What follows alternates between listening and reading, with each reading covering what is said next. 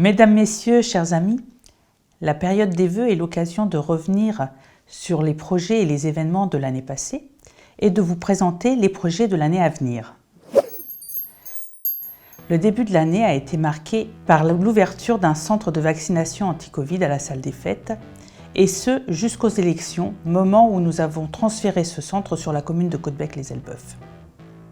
Janvier a aussi vu le lancement du club Vie ma vie, dans le cadre du programme de réussite éducative, afin d'apporter un accompagnement individuel aux enfants ayant des besoins particuliers dans le cadre de la réussite éducative. Quant au mois de février, il a été l'occasion de rencontrer les riverains de la rue Faidherbe afin d'échanger sur les difficultés rencontrées sur ce secteur en lien avec la métropole. Les beaux jours nous ont permis de vous proposer une offre culturelle différente. Le salon de printemps s'est exposé en ville. Les commerces et bâtiments communaux ont ainsi eu la chance de pouvoir accueillir de nombreuses œuvres. Autre innovation, avec une exposition de peinture en extérieur. Courant juin, nous avons pu nous rendre au marché fermier organisé par le comité des fêtes, puis le marché hebdomadaire s'est installé chaque vendredi sur la place de l'Hôtel de Ville. Dans la poursuite de notre souhait d'apporter la culture au plus près des uns et des autres, un concert de jazz a été organisé au Parc Saint-Rémy. Et nous avons été nombreux à braver la pluie.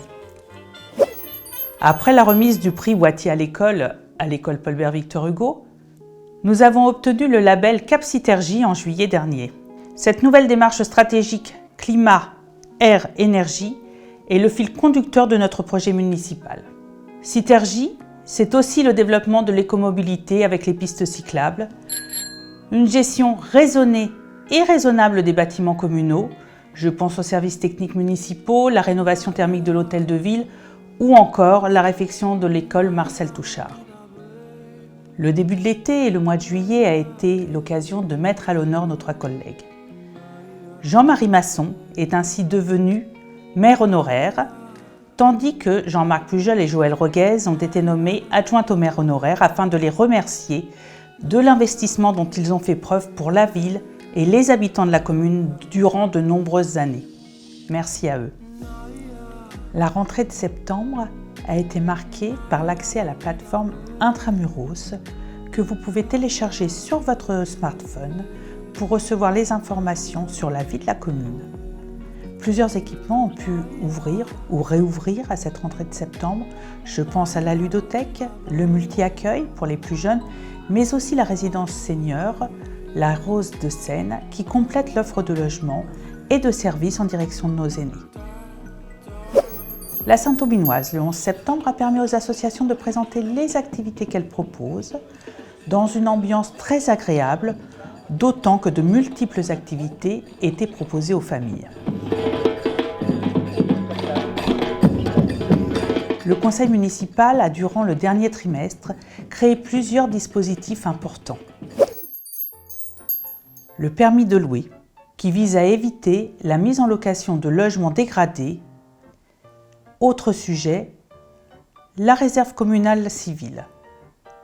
Nous avons par ailleurs pu maintenir nos activités dans le cadre de la Semaine Bleue, mais aussi la cérémonie des Césars à destination des jeunes étudiants ou encore mettre à l'honneur les médaillés du travail.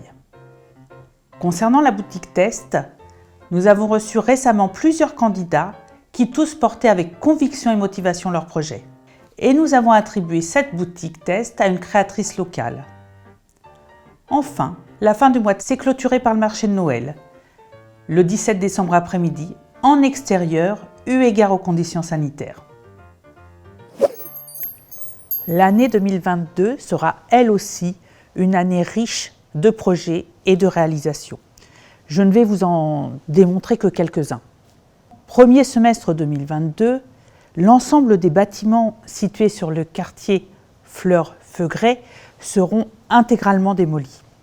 Cette démolition, vous vous en doutez bien, modifiera profondément la physionomie du quartier.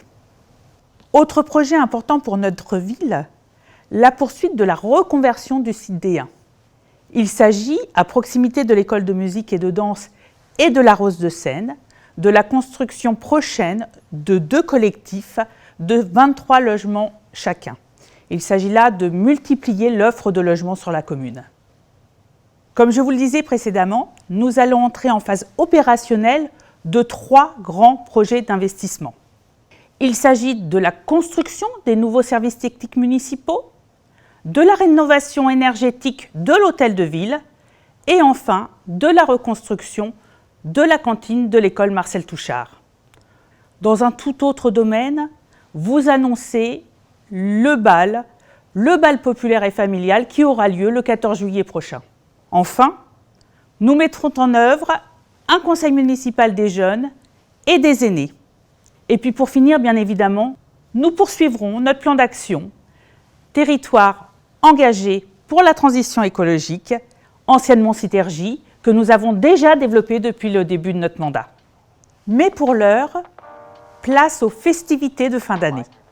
Au nom de l'ensemble des membres du conseil municipal, nous vous souhaitons de joyeuses fêtes et une bonne année!